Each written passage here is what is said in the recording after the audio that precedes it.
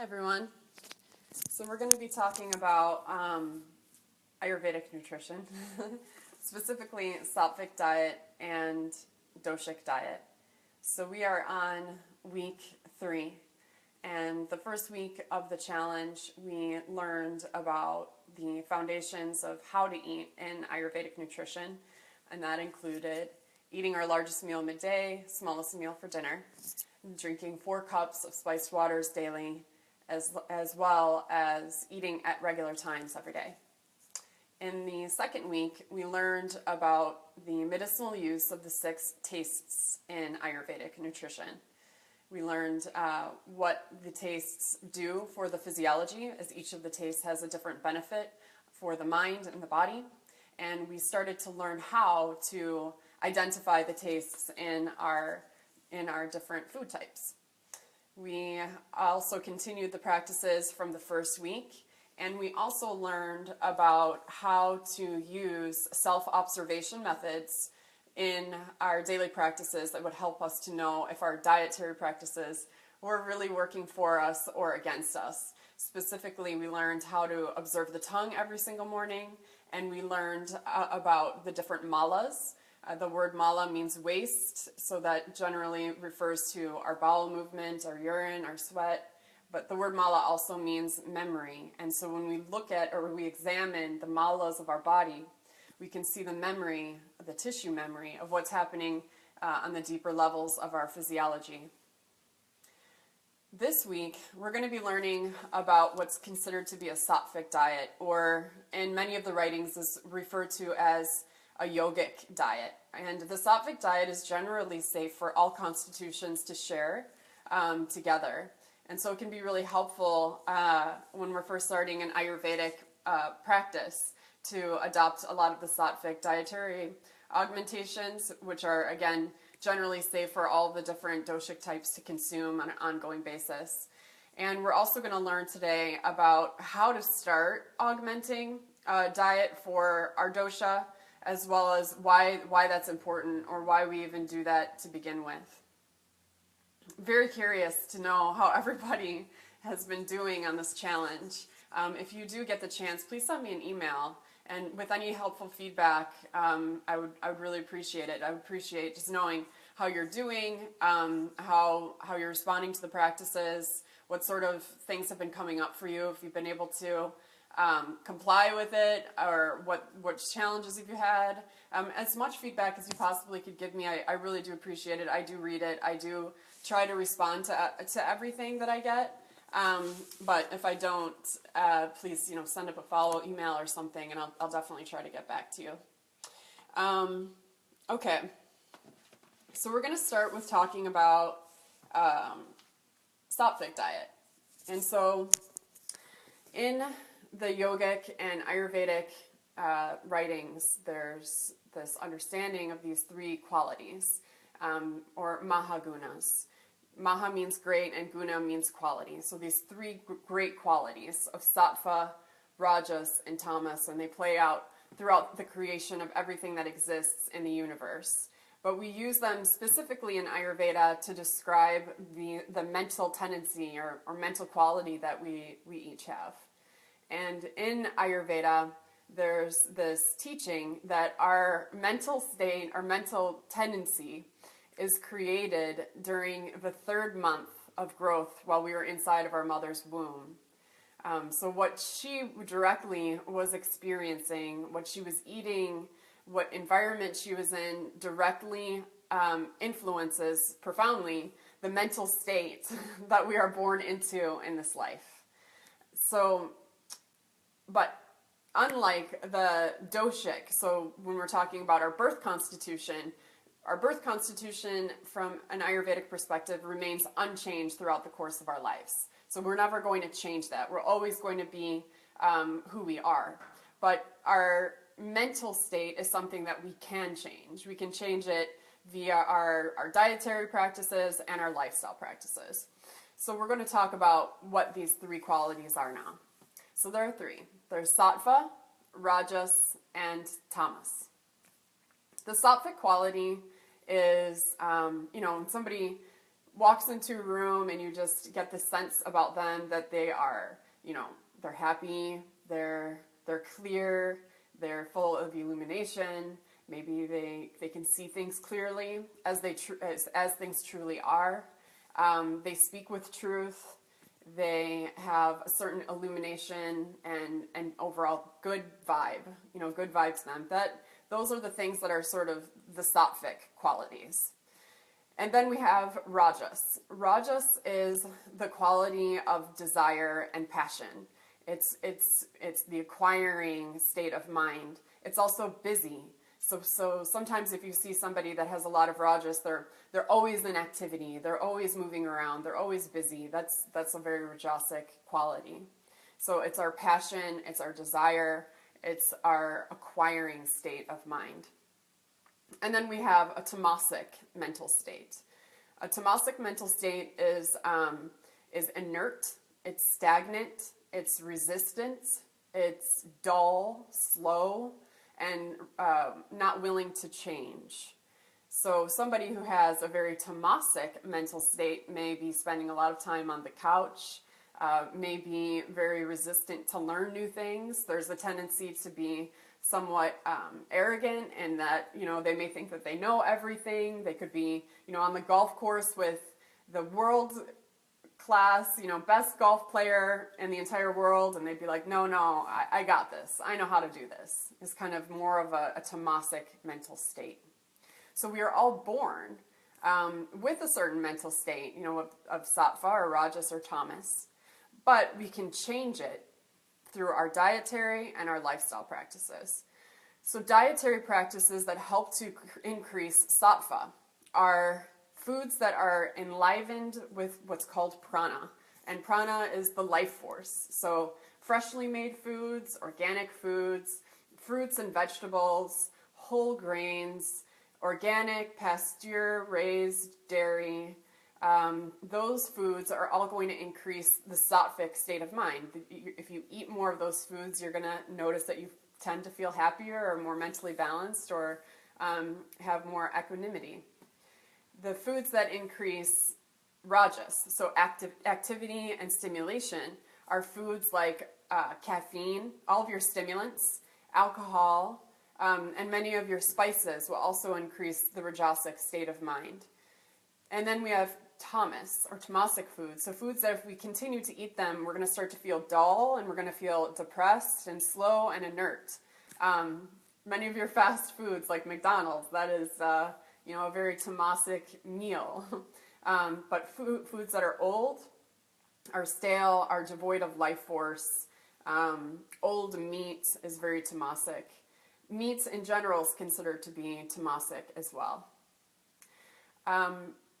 So in general, we want to favor the foods that enhance sattva and just our activities that enhance sattva. So they're also the way that we engage in life can increase or decrease the certain gunas as well. Spiritual study, service to others, self-help, working with a team, enrichment, being community-oriented, gardening, all hiking, all good, happy things are going to increase the sattvic quality in mind. The more that we engage in good things, the better we're going to feel mentally. And then we have rajas, what could increase desire and passion and driving, our competition, trying to exclude others. But really any goal at all requires some amount of rajas. Anybody that's living in the world, anytime you have an idea or goal to do something, it requires some amount of rajas to actually get you to that goal. So most of us are a combination of rajas and sattva, actually, to some variance or to some level. And then the tamasic lifestyle practices. The more that we sit around, the more that we perhaps watch things, on TV or read things in books that aren't really like stimulating our mind, but kind of keeping all the infrastructure the same. And it's not necessarily a happy infrastructure, but there's no, growth or change. That's just going to reinforce that tamasic mental state. So while we say that, we would want to favor foods and lifestyle activities that increase sattva, there are times where we may use things that are of a rajasic quality or a tamasic quality to augment the other three gunas. For example, if somebody is really in a tamasic state of mind and of way of being, we may use something in a rajasic quality just to start activating activity in their mind and in their tendencies. So for example, if somebody is super sluggish and super slow, we may say, you should drink a cup of coffee. So coffee is very rajasic. And if somebody, there are times as well where you would use something of tamasic quality, which is kind of interesting to think about that. Temasek, again, being that inertia, that heaviness, and sort of that dullness. The Bhagavad Gita, which is one of the spiritual books from Hindu and Vedic tradition, talks about using the Temasek foods during times of war or when there's great stress or great reprieve, because the Temasek foods tend to really bring a lot of heaviness to a person and bring them into their body. It brings a lot of density and kind of grounds you. It's full of earth, but the writings also say that if that there's no spiritual growth, and that can really happen when you're eating a Temasek diet. So that's kind of interesting, but in general, we all want to definitely be favoring as many more Saatvik lifestyle practices and dietary practices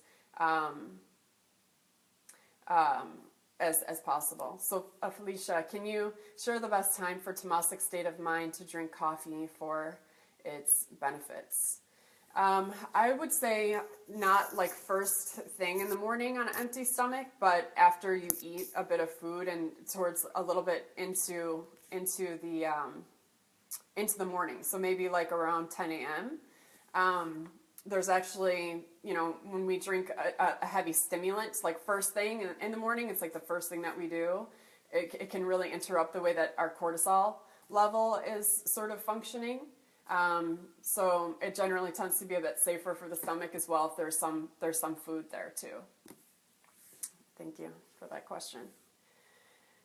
Okay. All right, so we talked about the three gunas of sattva, rajas, and tamas. We talked about the dietary augmentations and the lifestyle practices as well that help to enhance the sattvic state of mind and being.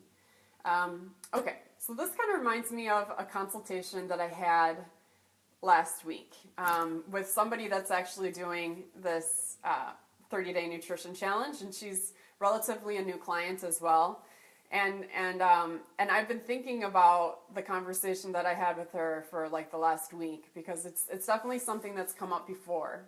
And she said, I just feel like there's like a lot of ambiguity in Ayurvedic nutrition, and it's really hard for me because when I like to do like a dietary plan or I like to do a dietary program, I like to know specifically what I'm going to eat and what I can't eat. And once I have that information, I can just go forward and go. And I can empathize. I can empathize with that.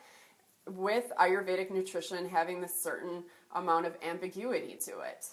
But I will also say that in Ayurvedic nutrition, there is the premise that each one of us is endowed with an inner knower. And that inner knower knows what is best for us, knows what sort of foods we should and should not be eating.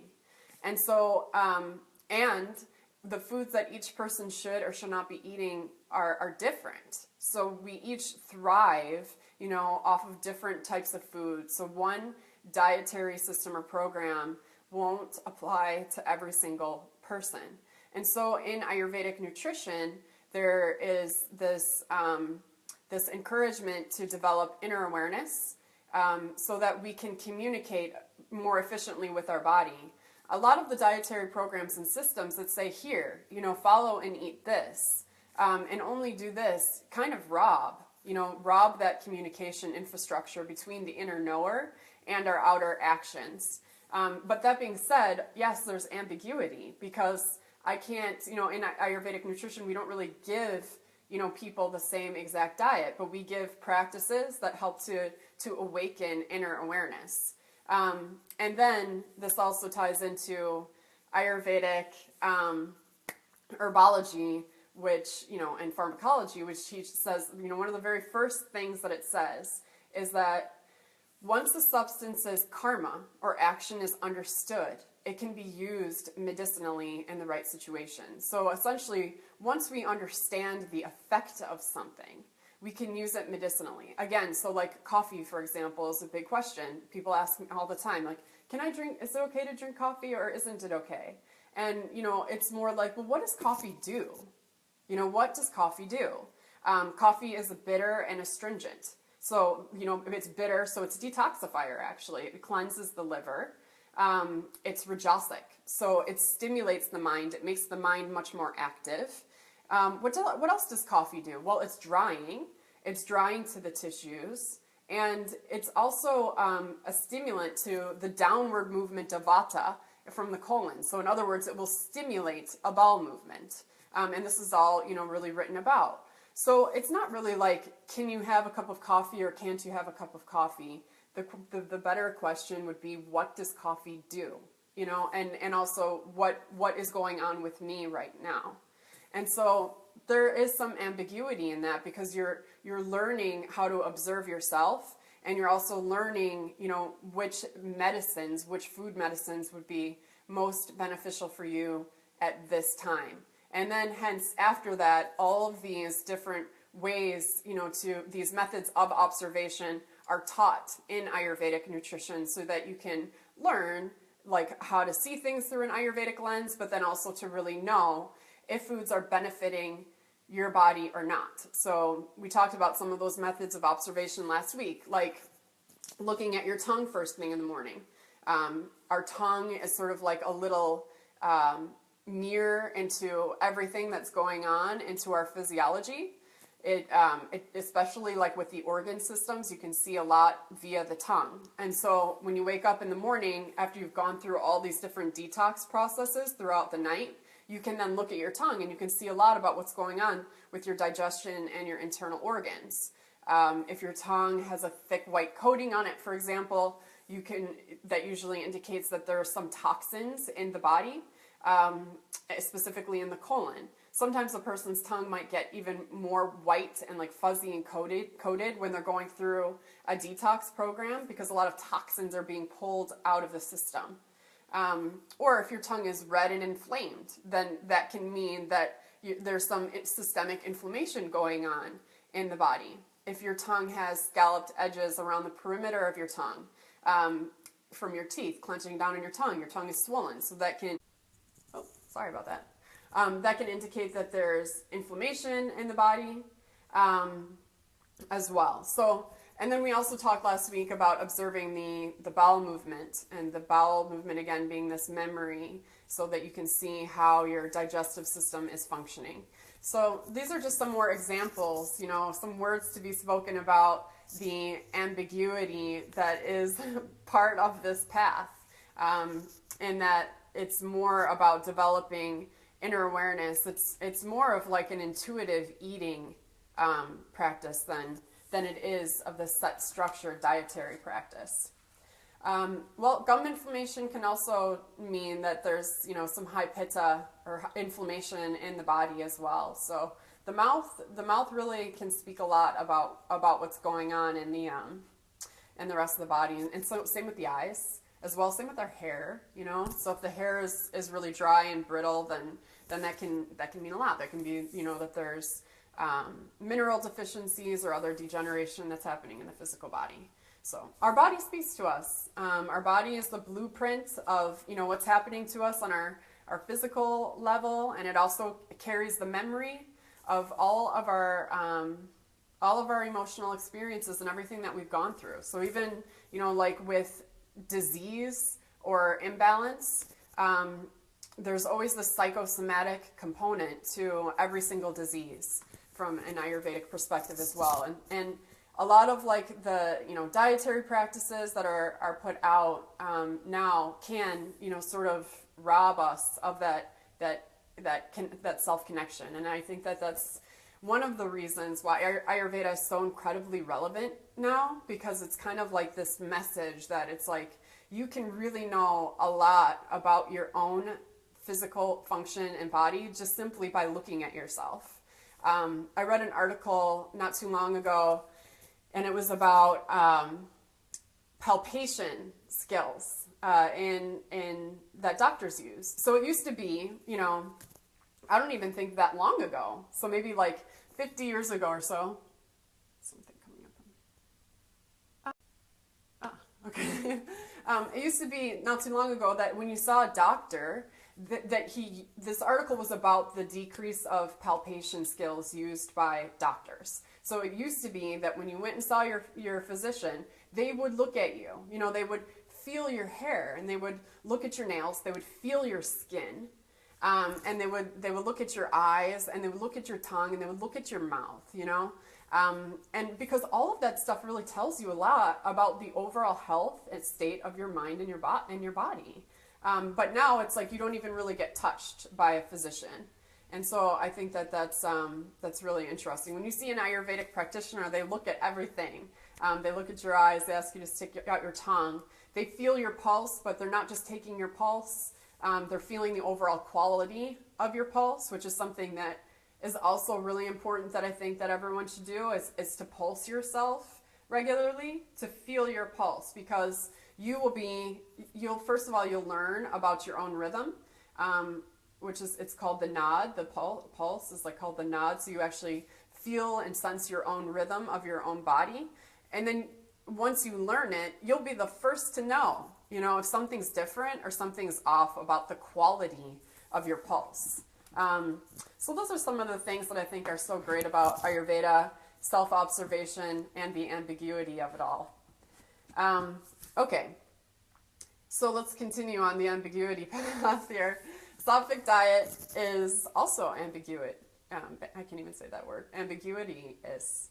Phyllis, help me out. I'll just go over that with you later. Anyways, so Saatvik diet has some rules depending on like where you read about it. Specifically with the Brahmanic paths in. Thank you, Jill. With the Brahmanic lineages in India. So Ayurveda is also this. I'm gonna explain this all. But Ayurveda is also this traditional form of medicine, but it's also a part of the culture in India. And so frequently, whenever I speak with my Indian clients, they'll be like, oh my gosh, I didn't even really realize that was Ayurvedic. I've been doing that for forever. My grandmother makes that, or that's what, you know, my neighbor taught me, etc. But because it's, you know, part of the tradition and the lifestyle and the culture and the religion and, you know, the medical system, there are variances in its teachings. So it used to be when you learned Ayurvedic medicine, you would study underneath what's called Gurukulam. So you would be chosen essentially by your village, like guru, and you would study with them for an extremely long period of time, and you would learn about Ayurveda, and you become an Ayurvedic Vaidya or doctor yourself. Now, in India and all over, Ayurvedic teaching is becoming standardized. So it's standardized so that the teachings can be replicated, that you can get a degree in Ayurveda now. You know, you can get your doctorate or your associate or whatever. There are some doctorate programs that are now showing up here in the United States for that matter. But when it was taught down through lineage, through family, and through thousands of years, there are variances in Ayurveda. There are extreme variances in Ayurveda in the southern portion of India and the northern portion of India, for example. There are differences. So it kind of just feeds, you know, it kind of feeds the fire a little bit where there are variances and there's even more ambiguity. But there is the universality where it's all rooted. It's all rooted in this idea that we are all different and that different things benefit different people, and we have to foster awareness and develop the inner knower to really understand, how our dietary practices and foods are affecting or influencing us. So the same thing is true about the Saatvik diet. And this is written about in the Bhagavad Gita as well as different literature, that over time, once you continue to practice, you're going to learn what the Saatvik diet is for you. You're going to learn what the Saatvik diet is for you. But in general, there are these universalities that tend to apply to most every person. And so in the ebook, the do's and don'ts that we are going to be doing this next week are in general the rules that sort of apply to everyone. So in general, food should be fresh. It should be organic. It should be rich with fruits and vegetables. It should be cooked as well, and include whole grains. It should be prepared with love and consciousness, and it should be eaten with love and with consciousness as well.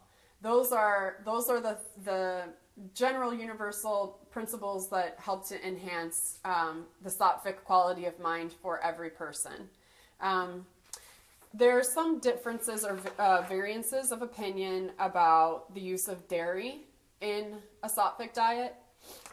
When we talk about dairy in Ayurveda, specifically with milk, which we do believe has a lot of medicinal attributes to drink the milk from different animals, but we're speaking about animals that have been, treated really well, are happy on the pasture, and are loved by their owners. And it is said that the cow happily gives the cow happily gives its milk to its owner. So when we go to the store today, when we buy a jug of milk, that's not generally the type of milk that's being sold, and that's not generally the state of mind of the animal. So the way that the Saatvik diet is done in this course is that we're eliminating dairy completely because of that reason. Except for ghee. Ghee is the one food item that's being left in. You can pick up ghee. There's a lot of really great brands of ghee right now that can be purchased at Whole Foods from pasture-raised cows, from practitioners. Gosh, I will post this because I love their ghee, and they are a small farm out somewhere in the United States, but they treat their cows really, really well, and it's all run by Ayurvedic practitioners. So you can acquire high quality ghee, I think, relatively easily. You could also look at this source called realmilk.com if you're curious about that. These are people that really understand usually how to treat the cows really well, and the milk is not pasteurized and not homogenized, which is another characteristic of truly healing milk from an Ayurvedic perspective, is that it's not been homogenized or pasteurized. So the homogenization process in milk, and are you guys there?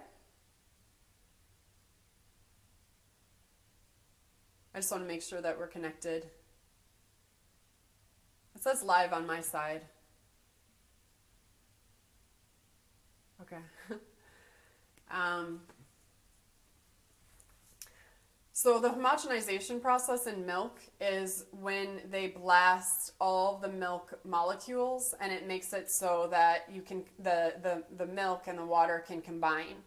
There's been a lot of studies about what that actually does to the body, and that it actually harms the blood vessels in the body, creates tiny scarring almost, and a lot of really interesting research as well on how people who drink raw milk, especially children, there are substantial less dietary allergies as they get older.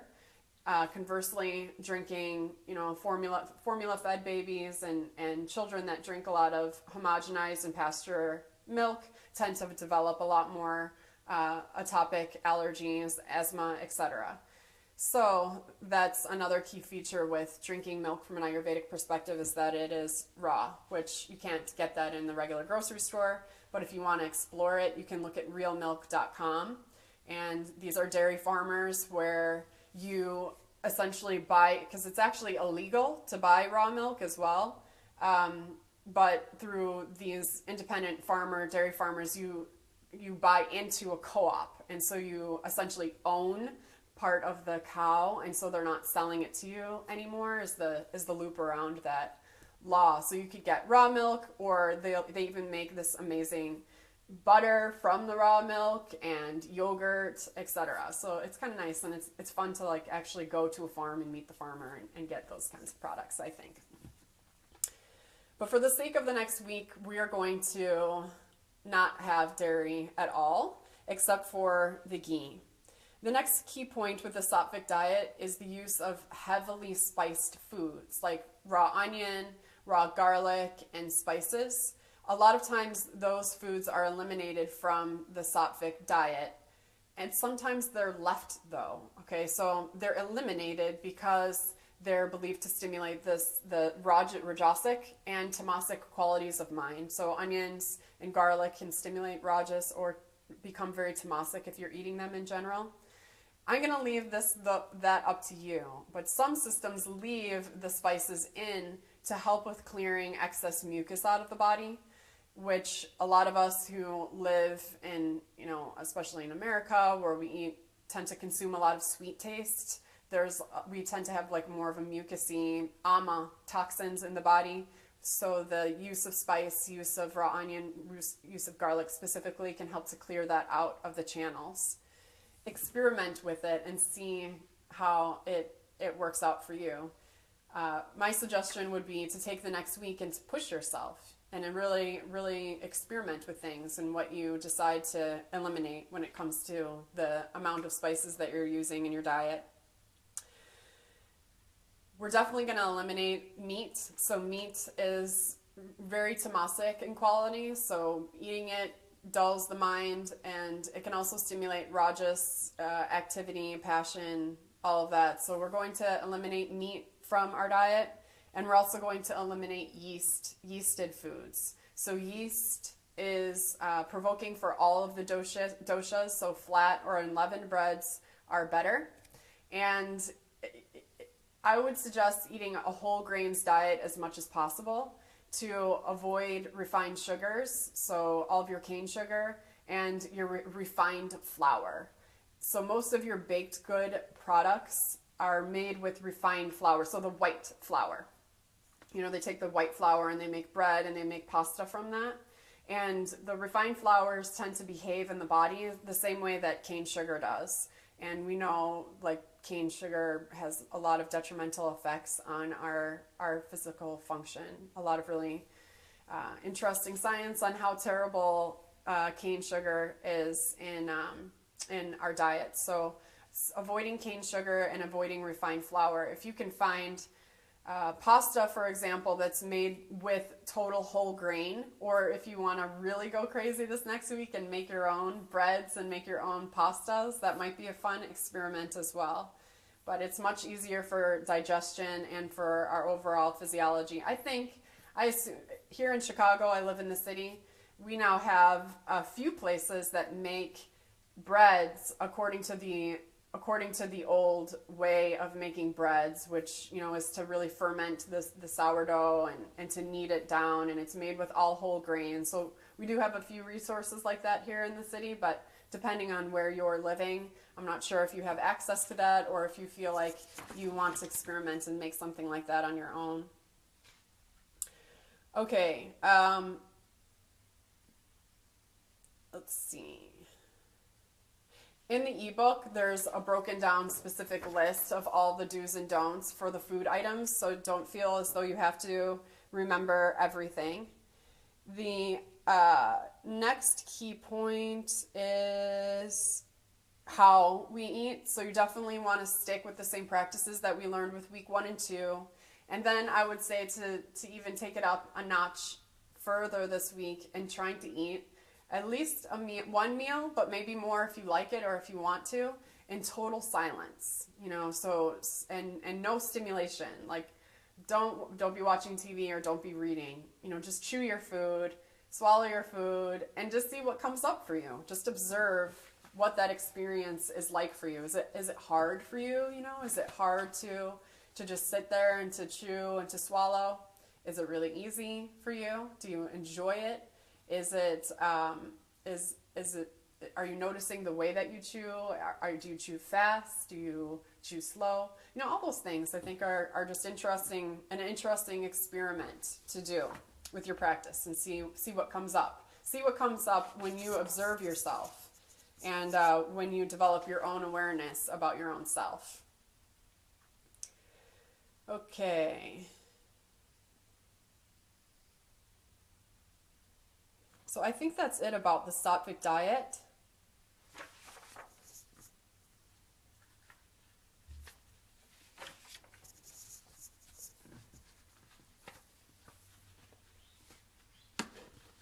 Okay, the next thing I'm going to talk about are some additional dietary modifications that you can make if you feel ready for it. And that's in regard to modifying your diet by your dosha. So if you feel confident in knowing what your dosha is, then by all means you can do this. Or if you want to experiment with it and see what it's like to eat from one of the doshas and see how you respond, by all means you can do that too. Why do we need to eat for our dosha? What is that all even about? Ayurvedic medicine teaches that digestion is the epicenter of the immune system. And this is it's going to become even more and more widely accepted. This is just where we're going because it's true. It's true. The digestive system is the epicenter of our immune system. It's where 80% of the pathogens that we're exposed to enter into the body.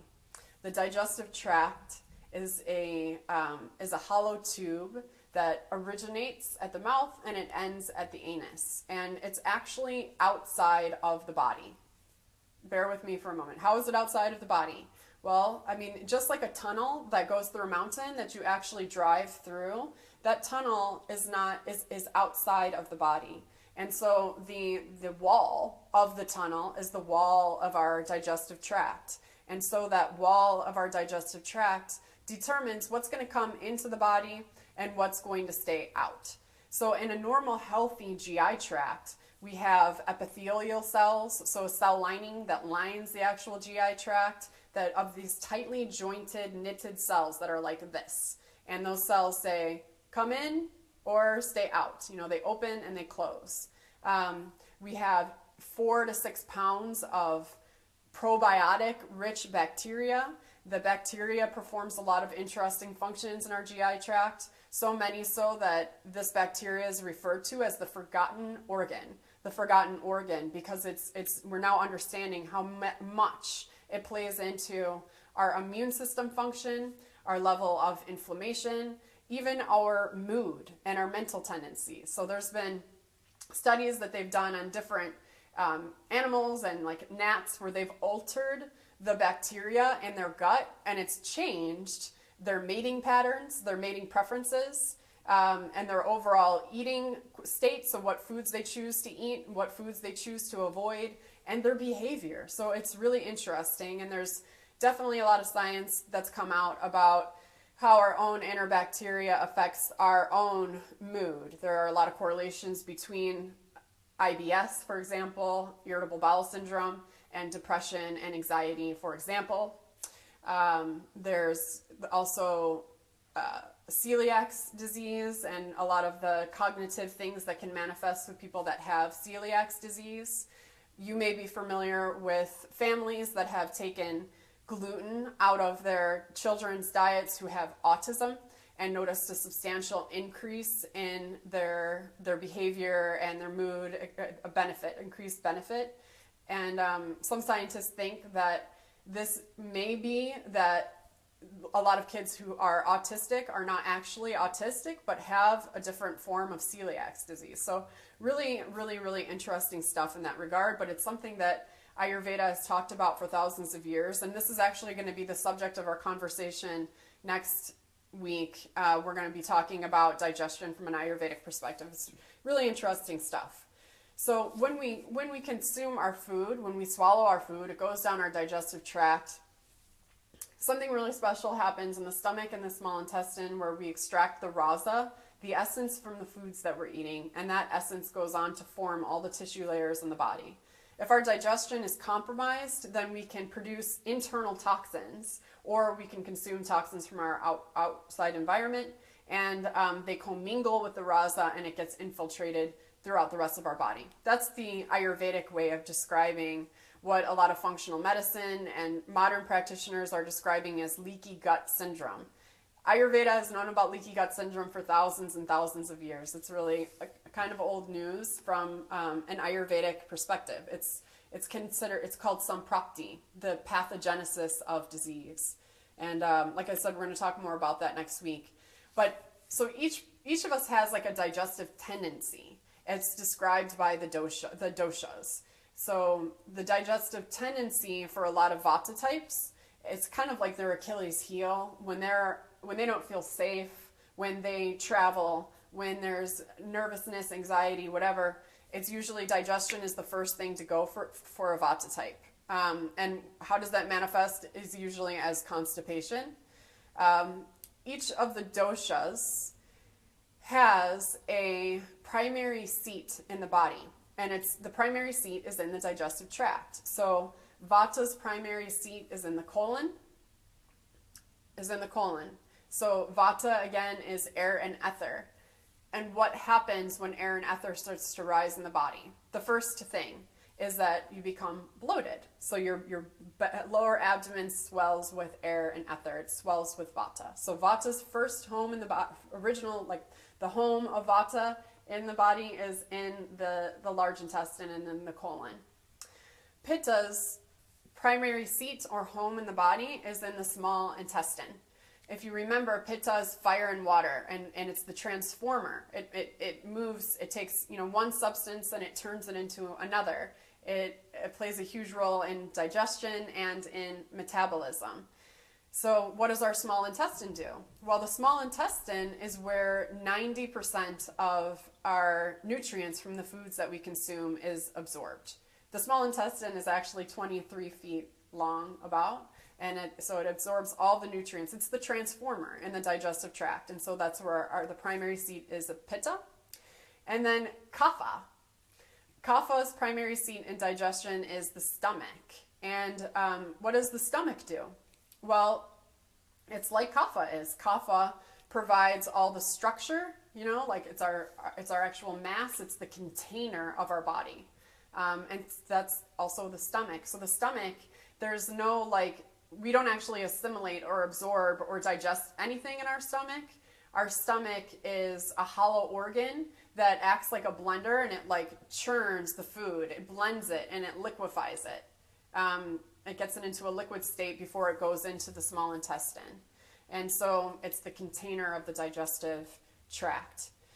So when we're eating doshically, we are understanding that there are certain digestive tendencies original to each person's type, and we're making dietary modifications to strengthen certain tendencies and reduce others. So the Vata digestion type tendency is towards bloating. So the large intestine area swells with air and ether. It's always your Vata types that, can say things like, it doesn't matter what I eat, and then all of a sudden I'm just bloated afterward. There's tendencies for constipation. There's dry bowel, so Vata, air and ether, so dry. So there's dry skin, dry hair, dry nail, and dry bowel eliminations that come out in pieces that feel incomplete.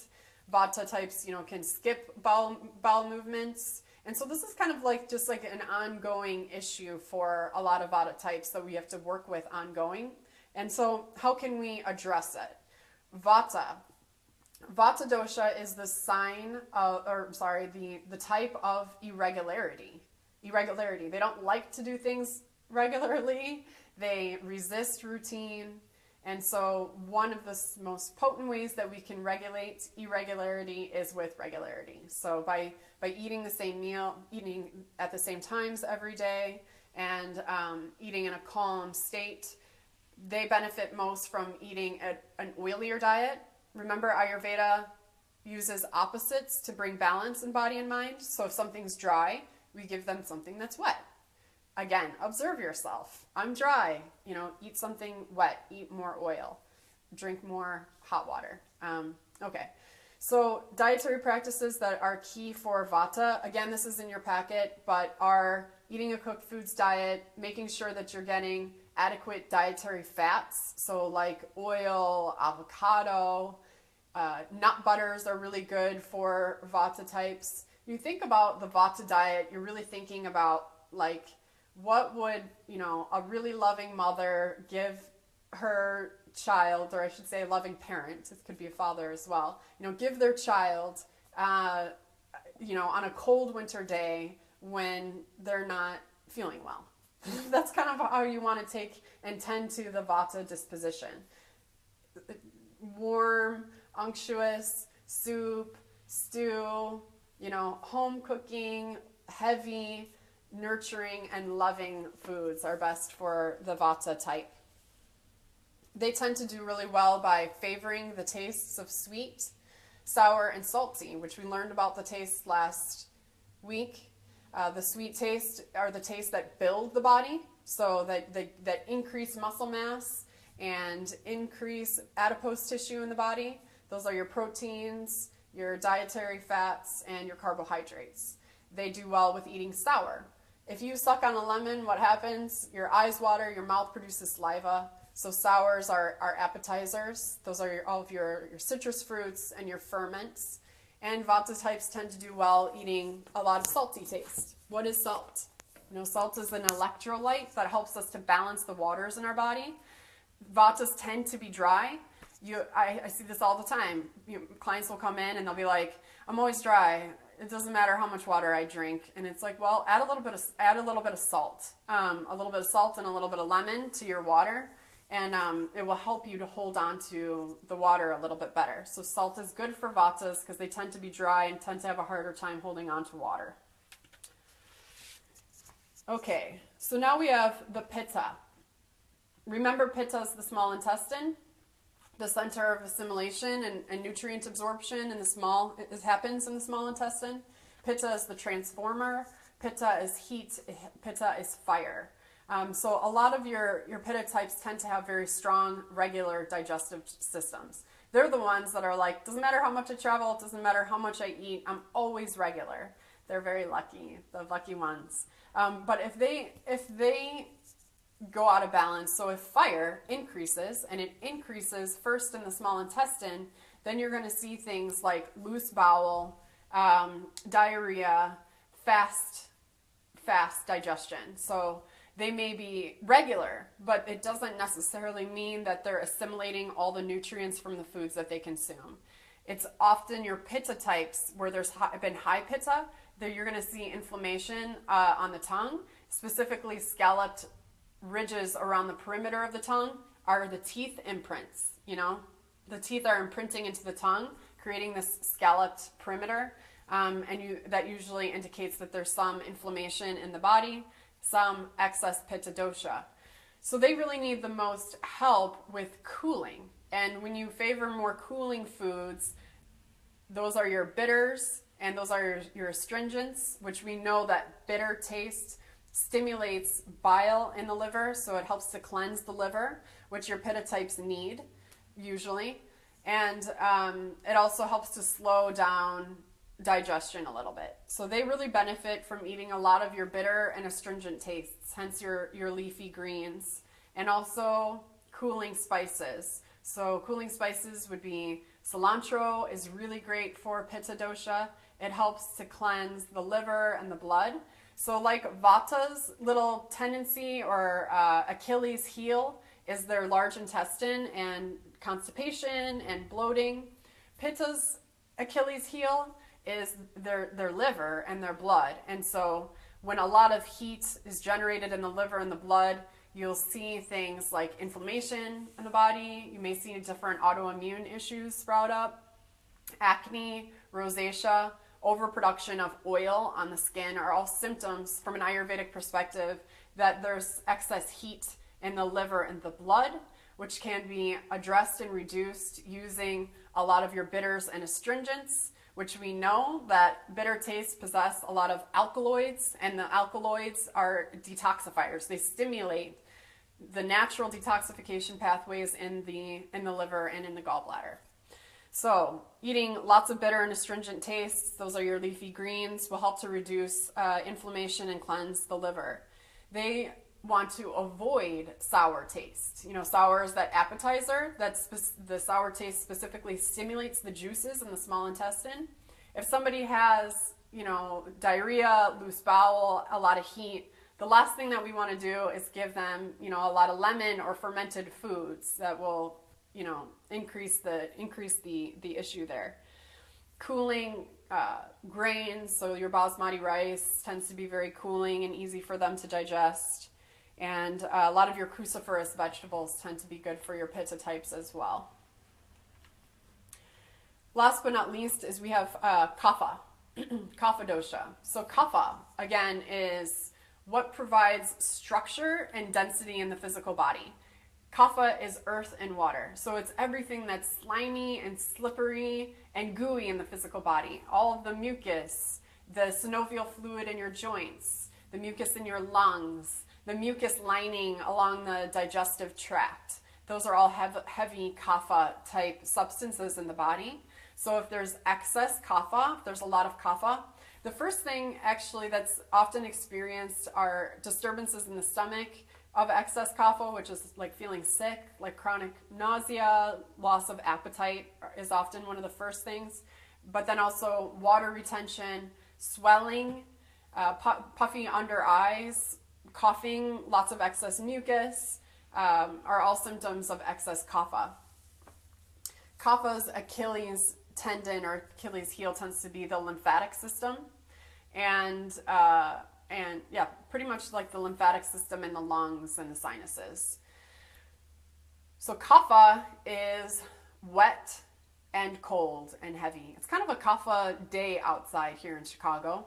I'm looking out the window and I'm seeing a lot of mud. There's not really any snow.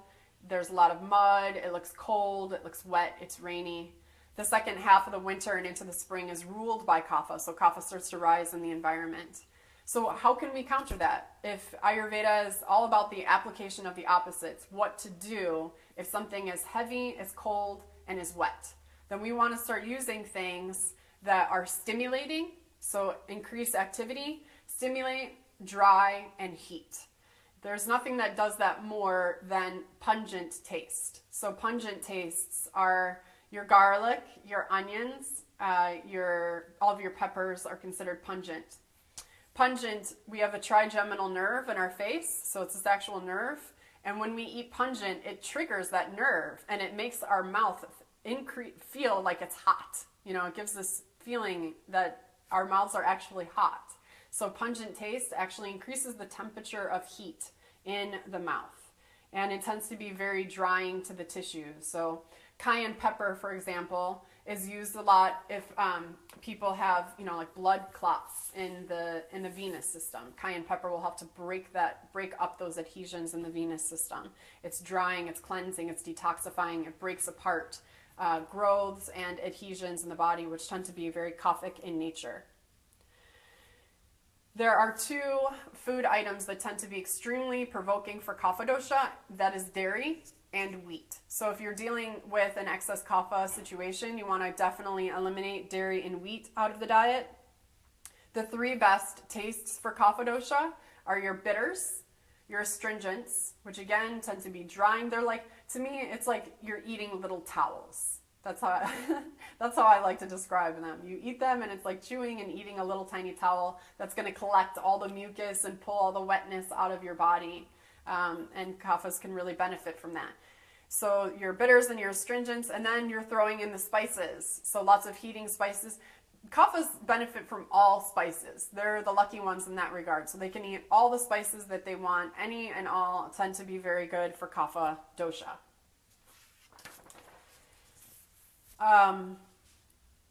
So then, of course, the next question is what to do if you're a dual constitutional type. You know, how to eat if you're Vata Pitta or Pitta Kapha. And, you know, that is a whole nother subject. In general, your Pittas and your, just because I'm a Pitta Vata, and I mean somebody else is a Pitta Vata, it doesn't mean we're the same. You know, it doesn't mean that we're the same. There still could be variances there.